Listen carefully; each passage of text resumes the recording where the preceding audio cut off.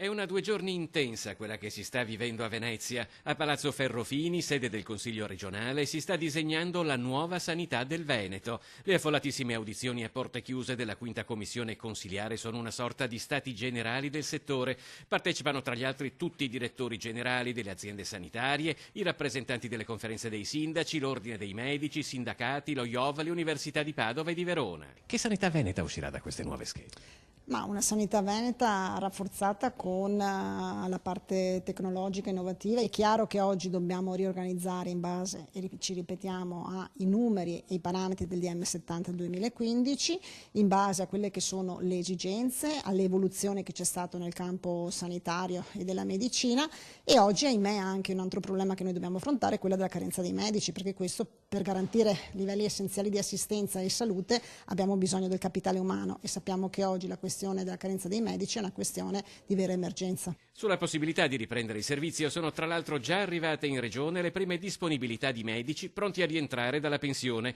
ma le nuove schede ospedaliere non convincono tutti. È una sanità peggiore perché riduce i livelli di servizio e di assistenza nel territorio. Ci sono molti posti letto ospedalieri che scompaiono per diventare posti letto di strutture intermedie, ma non è la stessa cosa.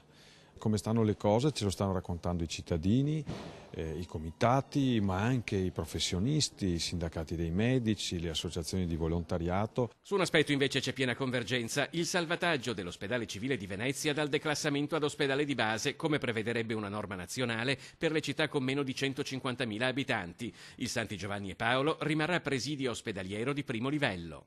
Il Presidente ha presentato una DDL, quindi una proposta normativa, martedì in Giunta, che va a recepire la specificità, la particolarità di Venezia e quindi va a modificare il piano sociosanitario quando parla della rete hub spoke e inserisce appunto l'ospedale civile di Venezia come ospedale di primo livello nella rete.